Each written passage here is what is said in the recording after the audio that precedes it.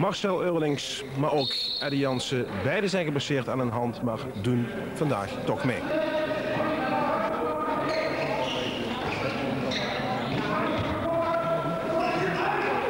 Marcel Eurlings. En het schot wordt gestopt door Dick Masterbroek. Maurice Stijvers. Opnieuw naar Marcel Eurlings. En dan via de hoek bij Eddie Jansen. De bal weer terug naar Richard Soré.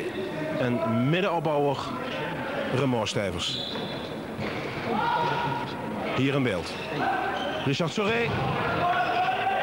Dat schot gaat naast zodat Setadia het kan overnemen. Met een overtreding begaan op Lambert Schuurs. En Setadia krijgt een vrije worp.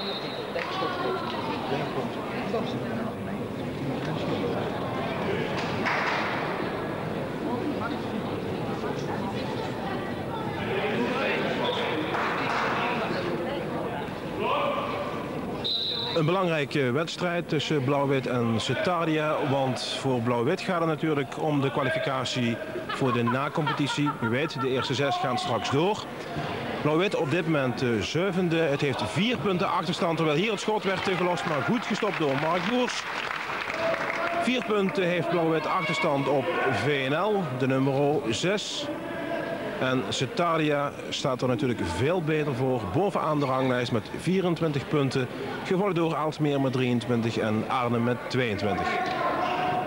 Blauw-Wit met opnieuw Richard Soré. Maar de verdediging van Setadia staat goed.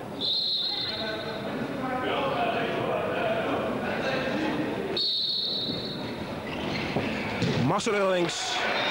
En gestopt door Dick Masterbroek. Die gooit aan naar Guido Konste. Harald Nusser, de nummer 4. Dat is natuurlijk een apart verhaal. Speelde vorig seizoen nog hier in Neerbeek bij Blauw-Wit. En maakte de overstap naar de landskampioen. Guido Konste, hij schiet het eerste doelpunt van de wedstrijd. Nee, die wordt niet goedgekeurd. Het blijft dus voorlopig 0-0. Gespeeld een kleine 3 minuten.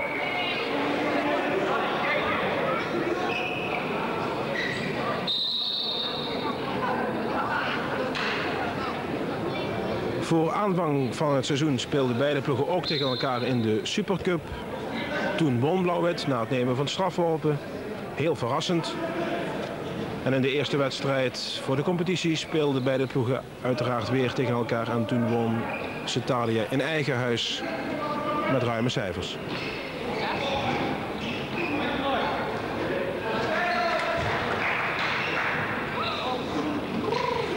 Remor Stijvers gaat door en die scoort in de 4e minuut 1-0 voor Blauw-Wit.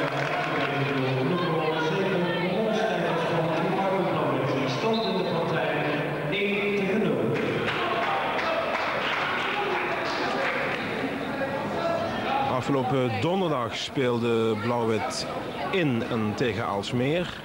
Die wedstrijd ging verloren met 22-17. Setadia speelde die avond in eigen huis tegen SK. Het won met 29-17.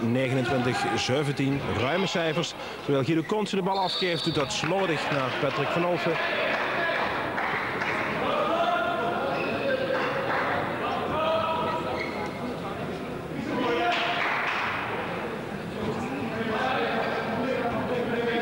Guido Konste en in de hoek Leo Tummers. Opnieuw Konste naar Tummers. En Patrick van Olfen, de man uit Den Haag. En een gele kaart voor de speler van Blauw-Wit. Guido Konste dan nu wel. Hij scoort 1-1, gespeeld 5 minuten in die eerste helft.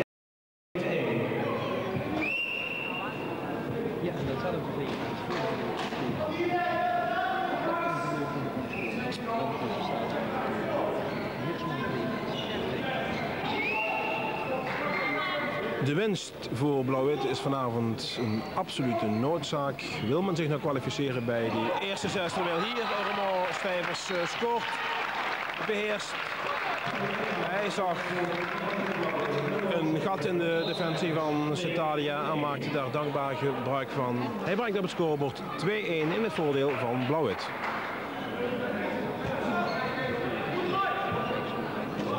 Winnen is dus een must voor Blauw-Wit. Zo niet, dan komt men straks terecht in de degradatieronde. En daar wordt gestreden om 2 degradatieplaatsen. Dus de nummers 7 tot en met 10 in de stand van de Eredivisie.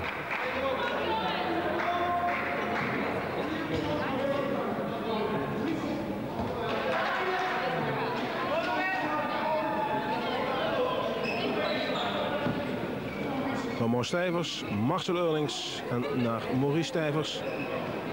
Richard Soré gaat goed door. Maar zijn schot treft geen doel, zodat Cetadia het kan overnemen.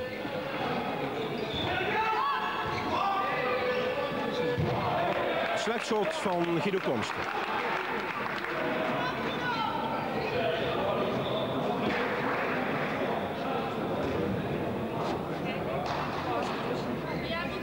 Blauw-Wit verrassend in de Supercup. Vervolgens begon het aan de competitie en daarin kennen het ups en downs. Af en toe verraste het zeer tegen onder meer ploegen als Aalsmeer. Maar die ook vaak de punten liggen daar waar ze juist waren ingecalculeerd.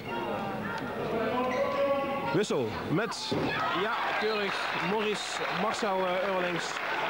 Die scoort 3-1 voor Blauw-Wit.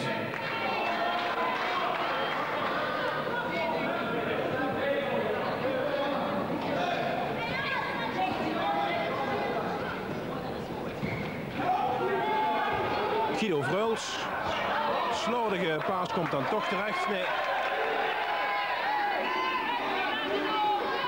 Scheidsrechters beslissen in het voordeel van Cetadia. Patrick van Olfen nu op de middenbouw.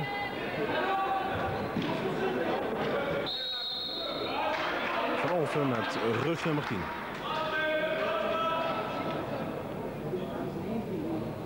Lambert Schuurs speelt door naar Patrick van Olfen. Vervolgens Harold Nusser op de rechteropbouw. En hij vindt Ramon Stijvers tegenover zich.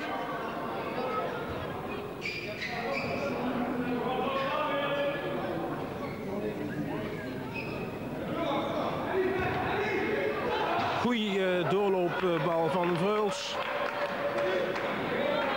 Maar Mark Boers houdt het doel schoon.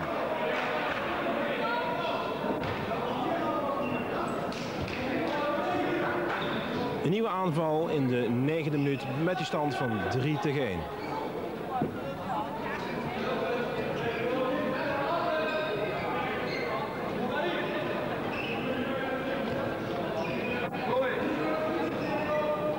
Remco Jonge, Richard Soré en Marcel Eurlings. Dat schot was een makkelijke prooi voor Dick Masterbroek.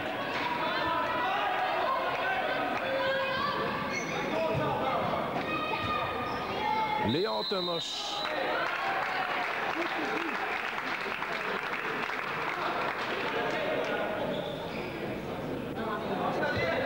Een vrije worp voor Blauw-Wit.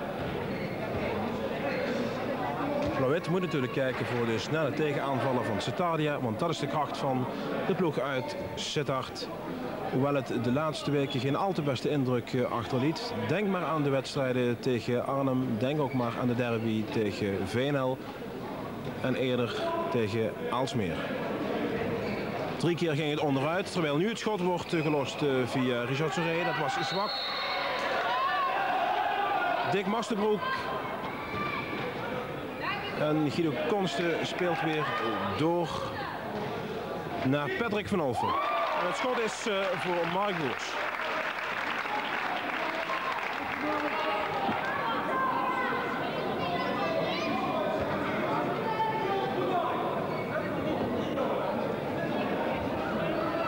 En Jansen.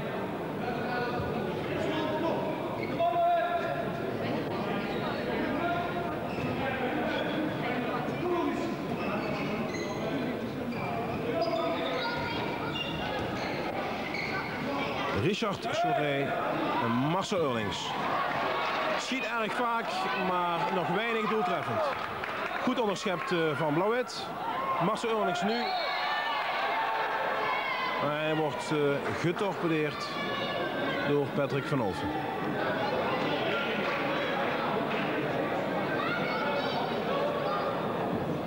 Remco Jonge op de cirkel. De betrouwbare post op de cirkel brak vorig jaar goed door. En probeert daar dit jaar aansluiting bij te krijgen.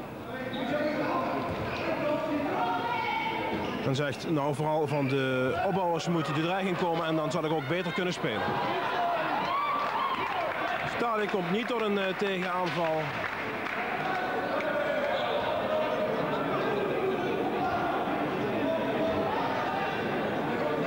Richard Soré. Rustige opbouw van Blauw-Wit.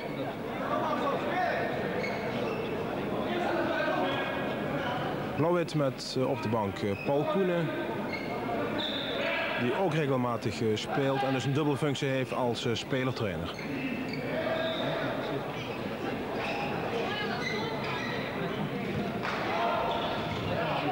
En het wil maar niet lukken op de rechte opbouw. Op de positie van Marcel Eurlings.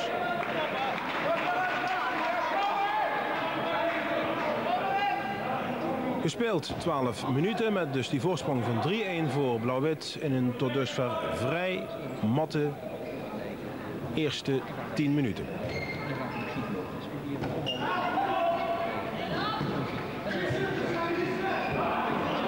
Weer zorg balverlies, kan Blauw-Wit het misschien overnemen. Richard Soré, maar hij komt er net niet aan.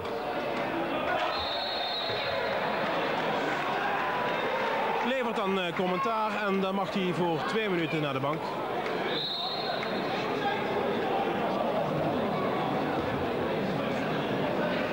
Ja, dat moet je natuurlijk nooit doen. Ook al ben je het niet eens met die beslissing. En de scheidsrechters grepen dus naar een straf. 2 minuten voor Richard Soré. En Setali dus in numerieke meerderheid.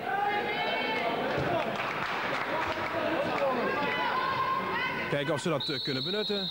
Via onder meer Harold Nusser.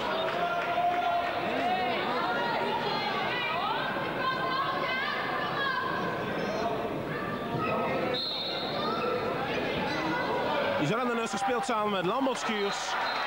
Knap gedaan. En Setalia komt terug tot 3-2.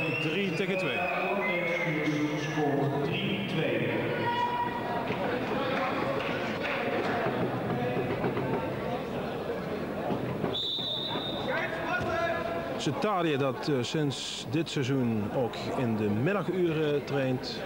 Probeert daarin met name de jeugd een kans te geven. En dat zijn ook sessies waar een aantal ervaren spelers proberen zo vaak mogelijk bij aanwezig te zijn. Eddie Jansen schiet slordig, paast slordig naar Maurice Stijvers. De gebroeders hier in beeld, Remond en hier Maurice.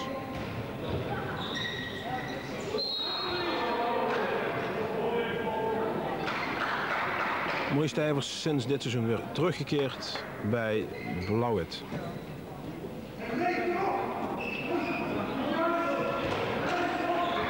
Remco Jonge. En dat is natuurlijk moeilijk om met 1 man minder toch proberen die defensie te doorboren, maar het lukt uitstekend. Doelpuntenmaker Remond Stijvers.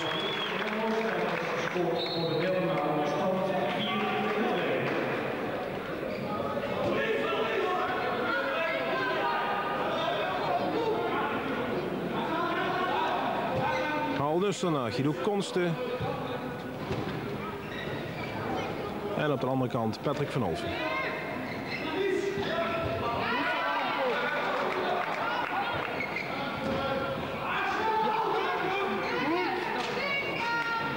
Ja, en John Vreuls, maar uitstekend keeperswerk van Mark Boers.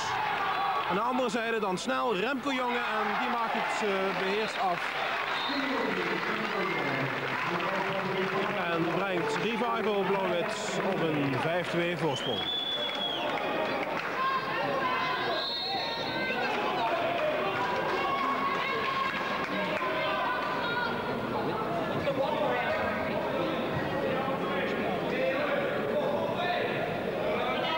Cettardia heeft het al seizoenenlang moeilijk met Blauw-Wit, terwijl hier Guido Konst tegenscoort.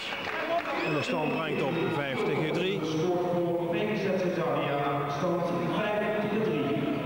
En dat heeft vooral te maken met het feit dat Blauw-Wit tegen Cettardia uitstekend weet te knokken. En vaak voor een verrassing weet te zorgen. Op de rechteropbouw nu Rick van Neer, overgekomen van Zwart-Wit aan het begin van het seizoen. Zwart-Wit spelend in de derde divisie en dan hebt u al meteen door dat dat nog een enorme kloof is tussen de derde divisie en spelen in de eredivisie.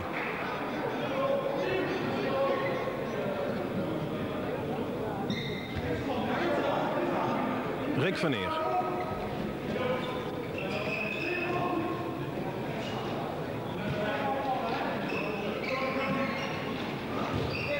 Probeert Remco Jonge aan te spelen, dat lukt niet. Cettardia neemt het over. Een snelle tegenaanval. En die wordt benut door Leon Tummers. 5-4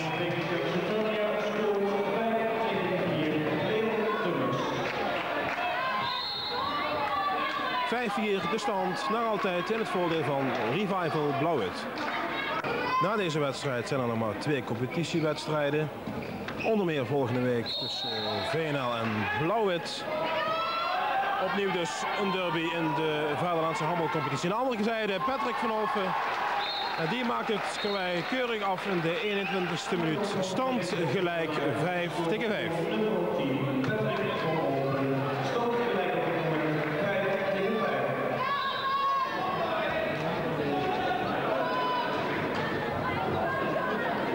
Voor de tweede keer in de wedstrijd een gelijke stand na de 1-1, nu dus 5-5.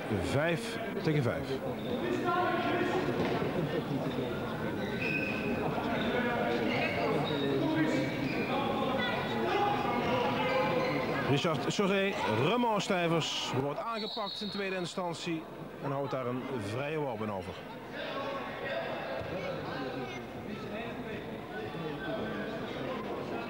Blauw-Wit, een jonge ploeg, heeft enkele jeugdleden aan de selectie toegevoegd. En moet het dus hebben van de meer ervaren krachten als onder meer Raymond Stijvers. En hier Richard Soré, uitstekende redding van Dick Masterbroek.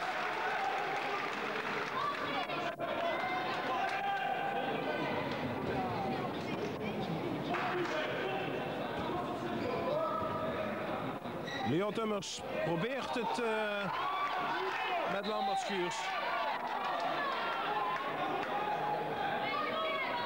En Lambert Schuurs stond in de cirkel zodat Blauw-Wit het weer mag overnemen.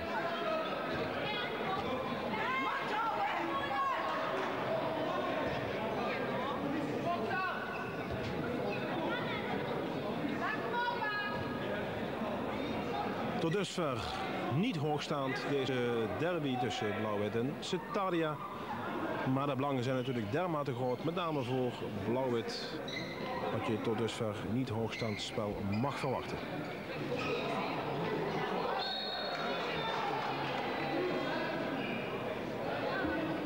Vrije worp voor Marcel Eurlings. U ziet het, telkens opnieuw rust in de opbouw van de aanval. En kijken of er een speler vrij staat. Misschien nu. Uitstekend. Het is Maurice Stijvers die scoort.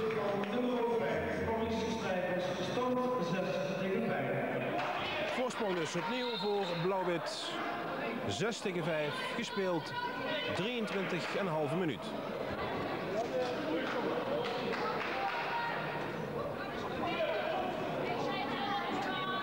Maurice Stijvers behoort natuurlijk ook tot een van de routiniers binnen de klederen van de Neerbeekse ploeg.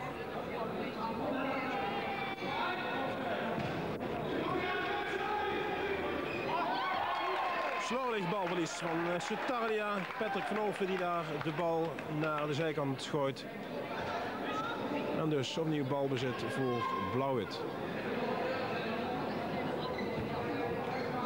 Blauw-Wit miste vorig seizoen maar net de na-competitie.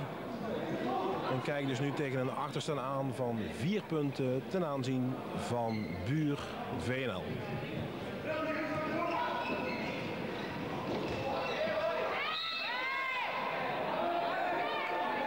Van Bogen Stijvers daar oog in oog met Patrick van Olven. En Richard Soré probeert aan te leggen, probeert de bal door te spelen. En Setardia neemt het over. John Vreuls, hij scoort. 6-6.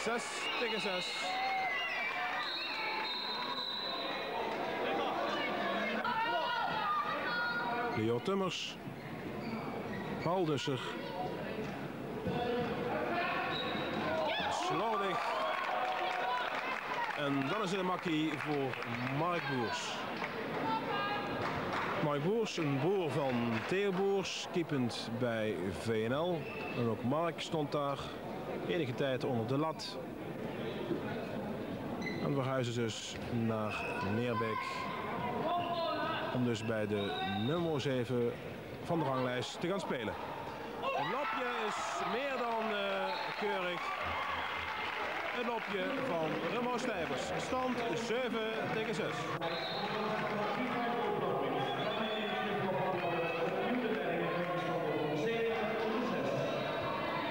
En dus scoort Blauw-Wit weer in een situatie dat het met 1 man minder speelt.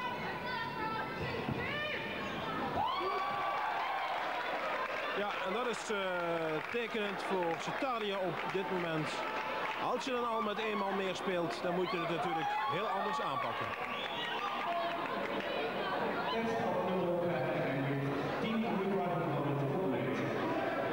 Blauw-Wit dus weer compleet. En we zitten op 3 minuten van het einde van de eerste helft.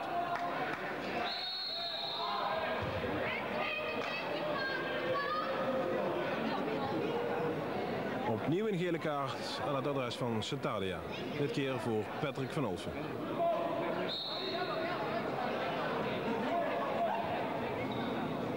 Marcel Eurlings, Remo Stijvers en Richard Soré. Het schot was hard, maar naast. En aan de andere zijde Leon Tummers.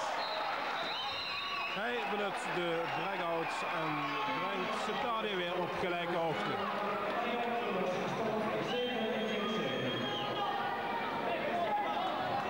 De heer scheidsrechter zegt, daar ging een overtreding aan vooraf. En dus mag Marcel Eurlings naar de strafbank.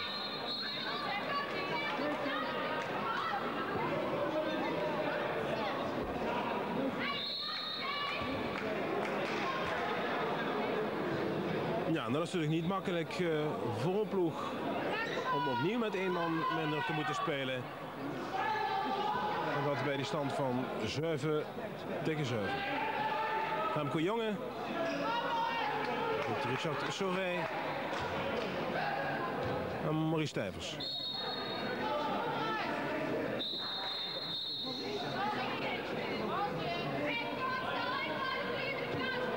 En in deze situatie natuurlijk het motto: doe geen gekke dingen, speel rustig die bal en kijk of je een mogelijkheid ziet. Dat is slordig, komt dan toch nog de bal bij Maurice Stijvers terecht. Ja, je ziet dat Blauw-Wit het even niet weet, misschien dan nu in uiterste nood.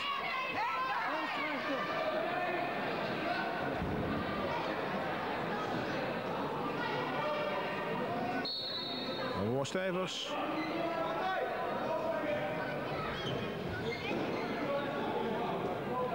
Remco Jonge, en ook dat is slordig, maar de bal blijft in de geleider van Blauw-Wit. Met veel geluk, misschien, ja, dat is wel een straf op de overtreding begaan op Maurice Stijvers.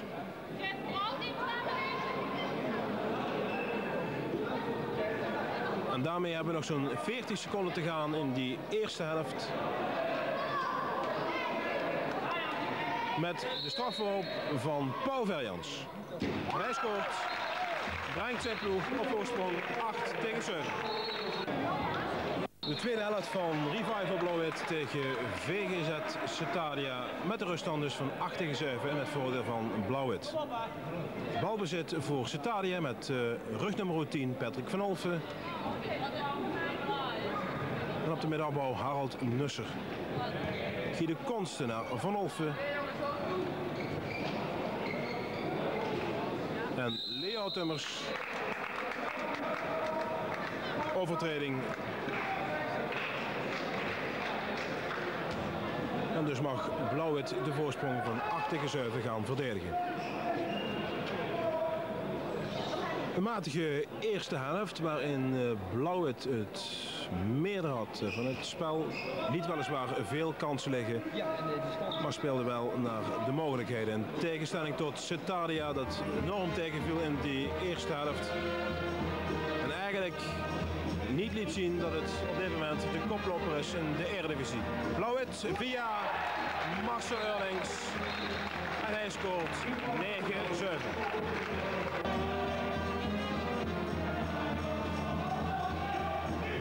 Patrick van Olffen en zijn schot is raak. Stand 9-8.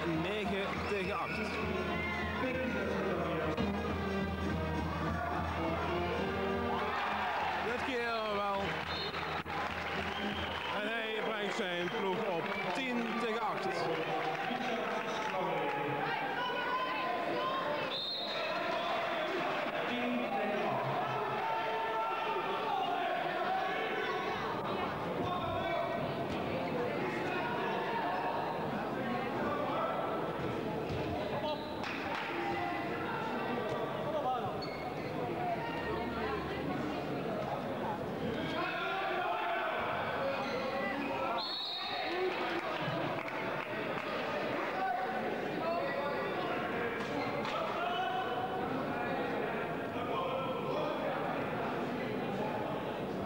Harald Nusser. Leo Tummers. Schiet naar Harald Nusser die op een vervelende wijze Mark Boers raakt.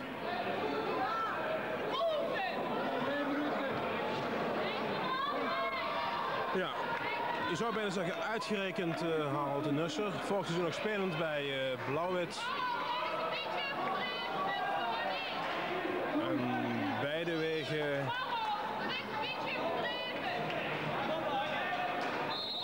scheiden elkaar vorig seizoen met daaraan gekoppeld nog wel enige commotie.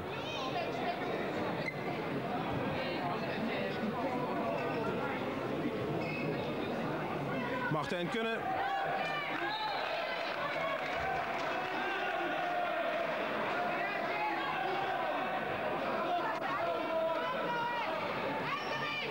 En Patrick van Olffen, die wordt tegengehouden.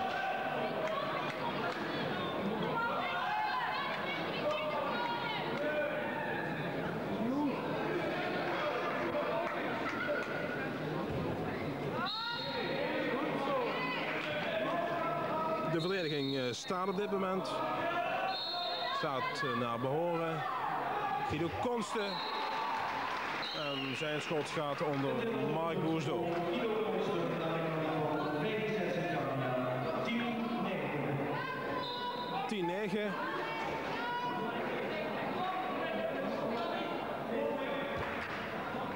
En dat dus na 4 minuten en 40 seconden.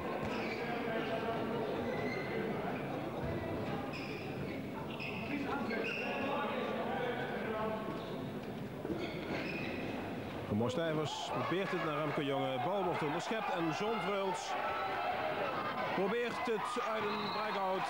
En dat lukt. Stand weer gelijk 10-10.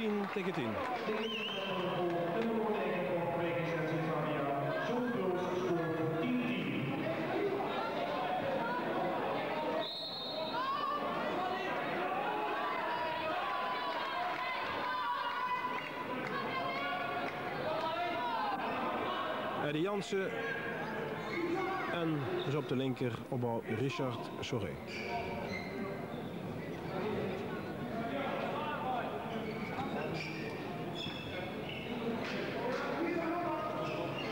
Het paasje was naar Remco Jonge. En hij doet dat keurig. Ja, geen derby om van te watertanden. In tegenstelling tot enkele weken geleden toen we konden genieten van de wedstrijd tussen VNL en Cetadia. Die werd gespeeld in Sittard en misschien hier Martijn Kunne. Maar hij mist omdat Mark Boers op de juiste plaats staat. Cetadia VNL, een leuke derby een aantal weken geleden, werd gewonnen op een verrassende wijze door VNL. En dat pakte daardoor de punten. Belangrijk natuurlijk in de strijd om de plaatsen 1 tot en met 6 die dus straks recht geven op de nacompetitie.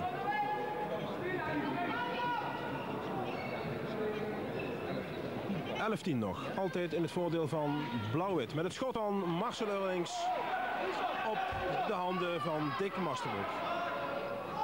Patrick van Olven en dan is het op rechts dit keer Leo Thomas.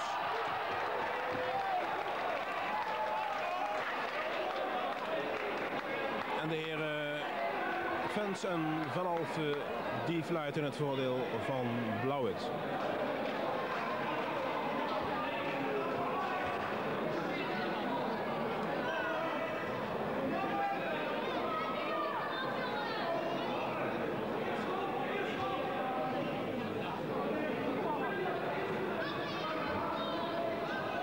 Amos Stijvers, Richard Soré, Marcel Eurlings.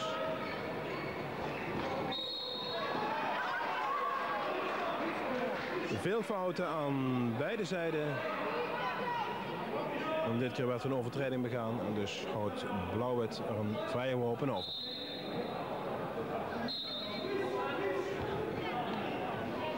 Ja, hier Eddie Jansen zit aan. En dat is slordig. En dus wordt Blauw-Wit in de verdediging gedrongen. En Haalnusser, die mist.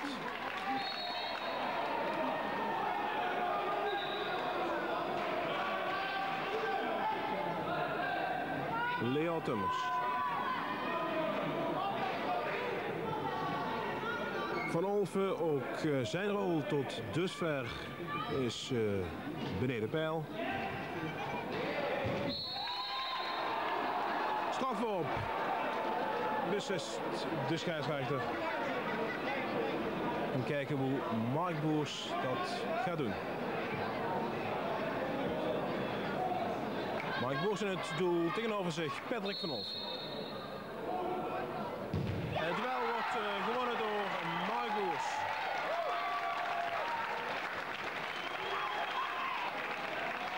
Uitstekende redding en dat is natuurlijk een steun in de rug van zijn ploeg.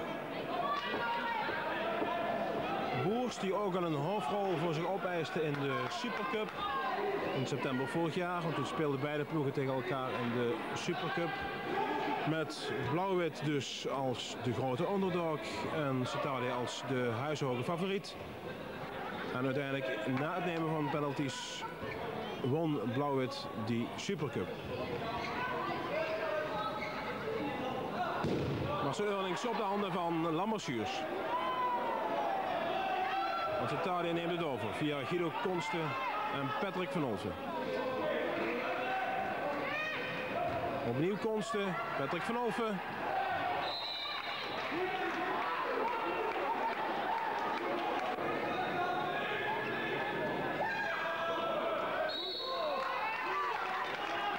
Ja, Blauw-Wit houdt het voorlopig goed uit. Weet goed te verdedigen en weet Cetadia dus op afstand te houden. En hier een goede mogelijkheid voor Martijn Kunne en die benut hij. En daardoor brengt hij de stand gelijk 11 tegen 11.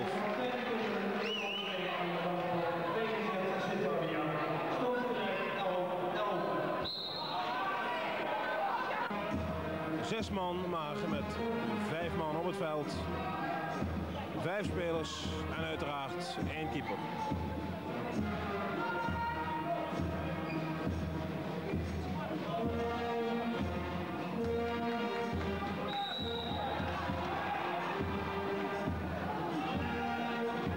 Cetadia via een snelle tegenaanval, althans dat probeert het.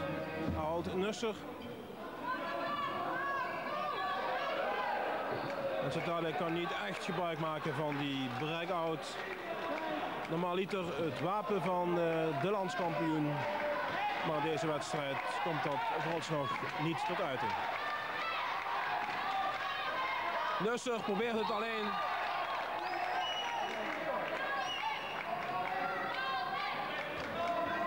En een vrije worp. Opnieuw Nusser en dit keer raak. En voor het eerst in de wedstrijd 11-12 in het voordeel van Citadia.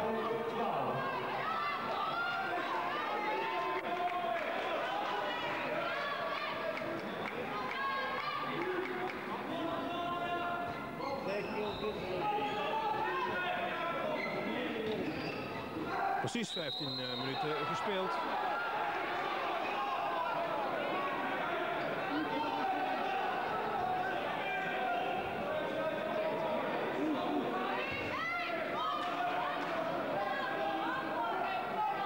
Ik speelde afgelopen week dus een tweetal wedstrijden tegen Hermes en SK. De ploegen in de onderste regionen. En Harold Nusser scoort wederom dit keer 11-13.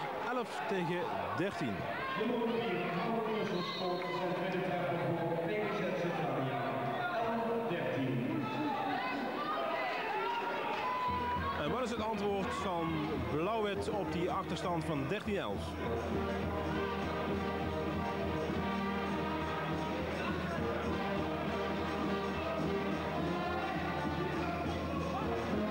Stijvers speelt door naar de hoek.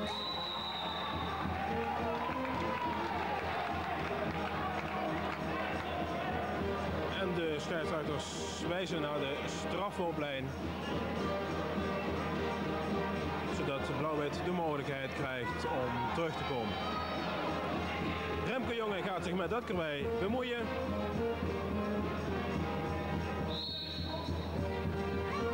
En treft het doel. Stand is weer terug, 12-13 in het voordeel van Citadia.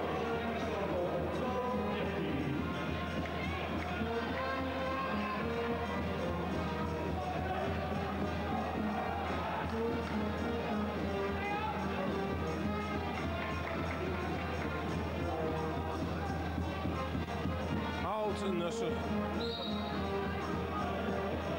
speelt door naar de nummer 2 op de rechterhoek, Martijn Kunne. Die loopt opnieuw weer in, maar verliest de bal. En dan kan Ramon Stijvers het overnemen.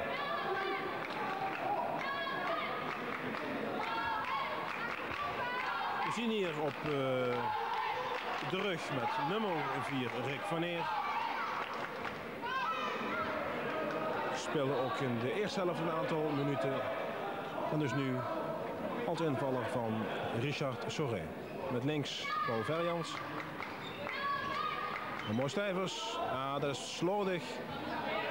Blijft de bal weliswaar in bezit van de ploeg. Maar men moet bouwen aan een nieuwe aanval. Dus het Marcel Eurlings die daar ook slordig mee omgaat. Blijft de bal dan toch nog bij Blauw-Wit. Maar Blauw-Wit is bezig aan een mindere periode.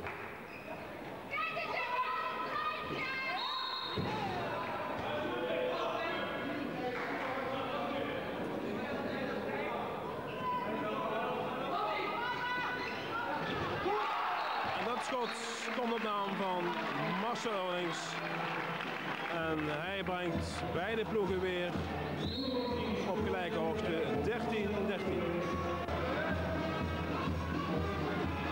Martijn Kunne en Harold Nusser. En wat speelt die Mark Boers tot dusver een uitstekende wedstrijd. En hij behoedt zijn ploeg voor een achterstand.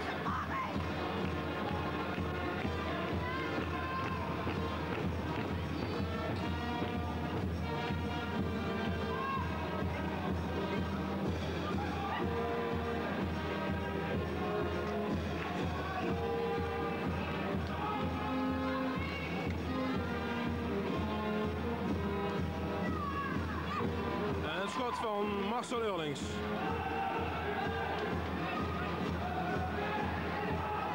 Paul Nutser, Leo Tummers. En die scoort. 13-14 in de 24e minuut. Het doelpunt van Leon Tummers. Richard Sorena, Eddie of naar Paul Verjans en die scoort. En dus opnieuw een gelijke stand. Dit keer 14-14. En dit is Eddie Jansen.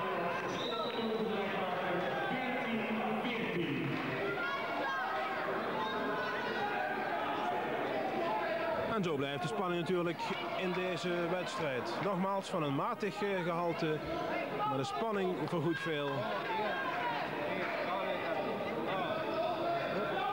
En op dit moment is nog weinig te zeggen van wie de winnaar wordt van dit duel.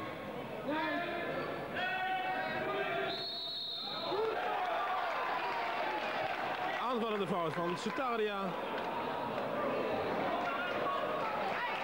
En dus kan het balletje rustig worden rondgespeeld.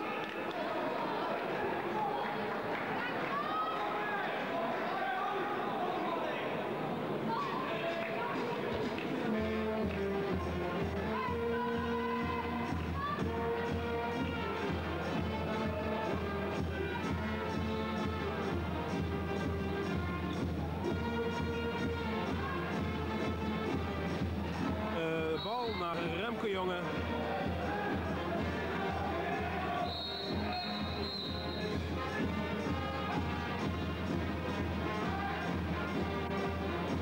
En opnieuw een vrije wol.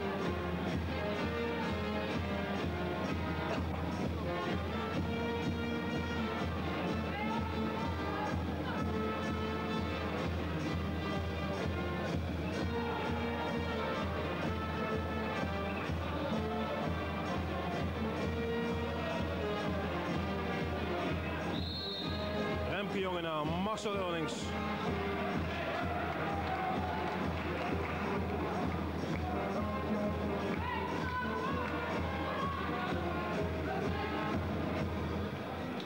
Richard Soré, Eddie, Paul Verjans en die schiet dan. En Remke Jonge.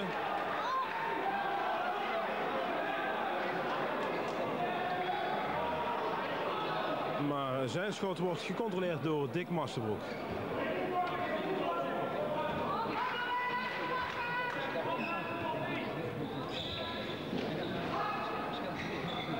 Naar de hoek, Marcel Eurlings.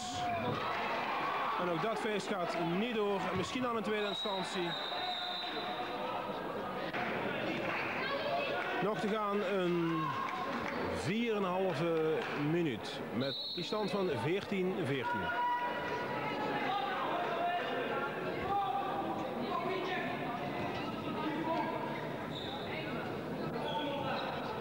Maurice en Romain Stijvers. Richard Soré. Ja, en in deze fase is ieder doelpunt natuurlijk essentieel. En misschien zelfs beslissend voor de winst. En dat schot is van de gelukkige handen van Marcel Eurlings.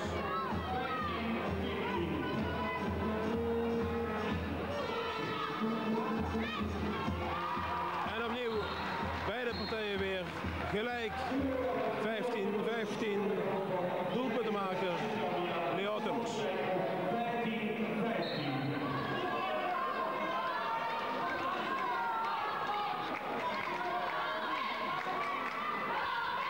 Drieënhalve minuut.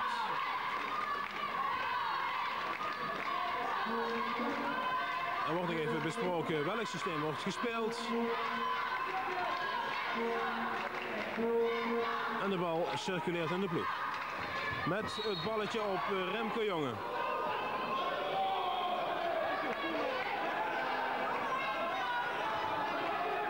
Een nieuwe poging.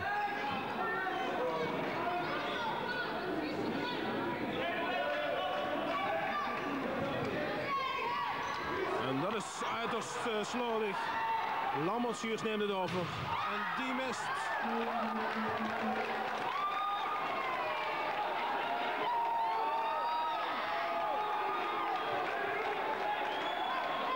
De bal op de paal.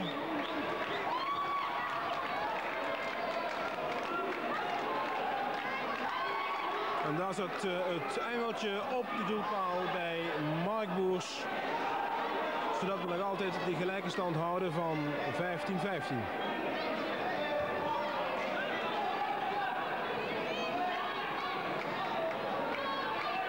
Twee minuten en 10 seconden te gaan in deze derby tussen Blauw-Wit en Citardia. Cirkel mislukt. En irritatie in de ploeg van Citardia.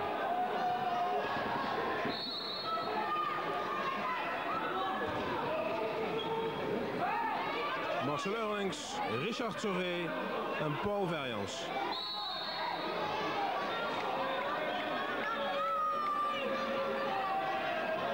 Rust, man, hij.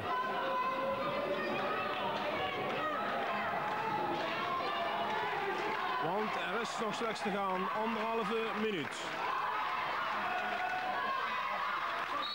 Remo Stijvers wordt tegengehouden. En Blauw-Wit claimt natuurlijk 2 minuten, maar de scheidsrechters willen daar niets van weten. Remco Jonge naar Richard Soré.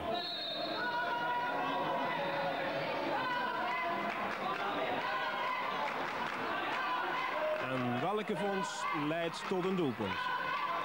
Ramos Stijvers naar Remco Jonge. En die mist, maar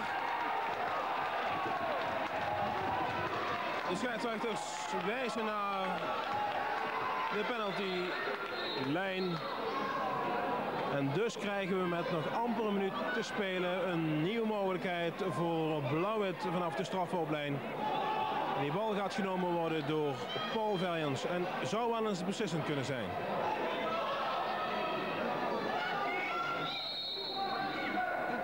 En hij mist niets, hij scoort. Hij is 16-15 voor Blauw-Wit.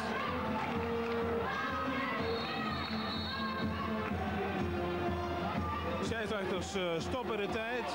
We hebben nog exact te spelen 37 seconden. Voorsprong voor Blauw-Wit.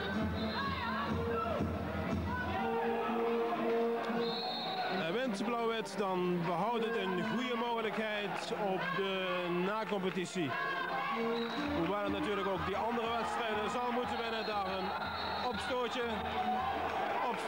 waarbij Remo Stijvers betrokken is en Lambert Schuurs.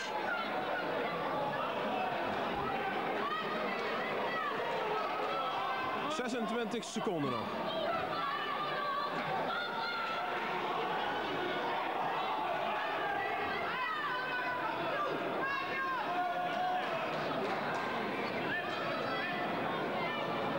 Wint Blauw-Wit, dat is de vraag. En wat doet het dan volgende week tegen VNL? Opnieuw een derby dus.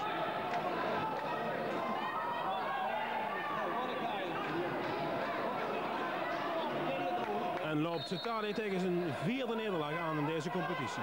Nog even en we zullen het weten.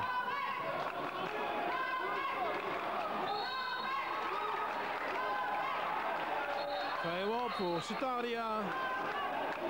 De seconden tikken weg. Nog maar 16 seconden. Guido Konsten, hij treft.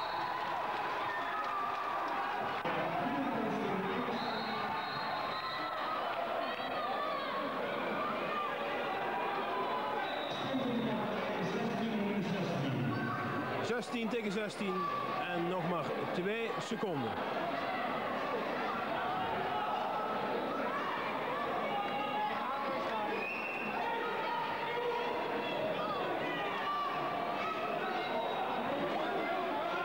Spanning dus tot de laatste seconde met 16-16 op het scorebord.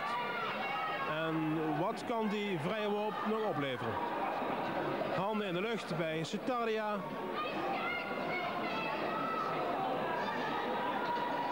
Het is niet voor het eerst dat een vrije worp in de laatste seconde benut wordt. De bal in de handen van Remo Stijvers.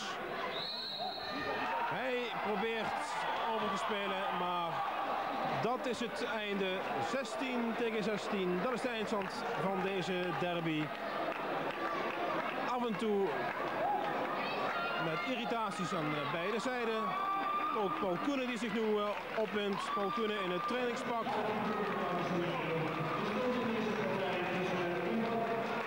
Ja, want hij rookt natuurlijk evenals zijn